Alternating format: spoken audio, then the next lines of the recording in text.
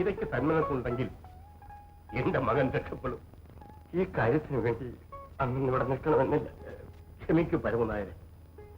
നിങ്ങൾക്ക് 10,000 10,000 രൂപ തന്ന് നിങ്ങളുടെ മകളെ ഞാൻ വിലയ്ക്ക് വാങ്ങുവാൻ വന്നതല്ല. സ്വന്തം മകന്റെ ജീവിതം വീണ്ടെടുക്കുവാൻ വേണ്ടി ഒരച്ഛൻ ഒരു ഭിക്ഷ യാചിച്ചു എന്ന് മാത്രം കരുതിയാൽ മതി. പക്ഷേ എന്റെ സ്വാർത്ഥതയുടെ കലപ്പ് നിമിത്തം നിങ്ങളും ഒരച്ഛനാണെന്നുള്ള സത്യം ഞാൻ മറന്നുപോയി. എനിക്ക് മാപ്പ് തരും, മാപ്പ് തരും.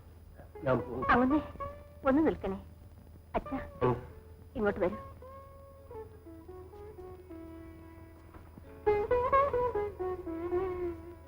അച്ഛാ ഞാൻ പോകാം. അച്ഛാ നീ എന്താ മോളെ പറയുന്നത്? എത്ര കഷ്ടപ്പെടേണ്ടി വന്നാലും ഈ കാര്യത്തിന് നിങ്ങൾ ഞാൻ അയച്ചില്ല. അച്ഛാ തമ്പി അദ്ദേഹം മാസം 1000 രൂപ തരാമെന്നല്ലേ പറയുന്നത്? എന്നെ കൊണ്ട് ഈ കുടുംബത്തിന് ഇതുവരെ എന്തെങ്കിലും ഉപകാരം ഉണ്ടായിട്ടുണ്ടോ? ഇങ്ങനെയാണോ മോളെ ഈ കുടുംബത്തിന് ഉപകാരം ചെയ്യാൻ പോകുന്നത്? അതിലെന്താണ് തെറ്റ്? എത്ര അപകടം പിടിച്ചൊരു കാര്യത്തിനാണ് നീ ഒരുങ്ങുന്നതെന്ന് നിനക്കറിയാം. അതിലെനിക്ക് പേടിയില്ല. നല്ലവരായി വേഷം കെട്ടി നടക്കുന്ന ഭ്രാന്തന്മാരാണ് നമ്മുടെ ചുറ്റിലും.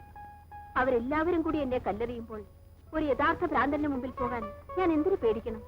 ഭ്രാന്തനായ ഒരാൾ കരുതിക്കൂട്ടി എന്നെ വഞ്ചിക്കുകയില്ല, പിന്നിൽ നിന്ന് കുത്തുകയില്ല, എന്നെ തേവിടിച്ചെന്ന് വിളിക്കുകയുമില്ല. എന്നാലും മോളെ ഒരിക്കൽ നീ മനസ്സറിയാതെ അപവാദം കേട്ടവളാണ്. അത് വല്ലതും തമ്പി അദ്ദേഹത്തെ എന്റെ വീട്ടിലുള്ളവർ അറിഞ്ഞാൽ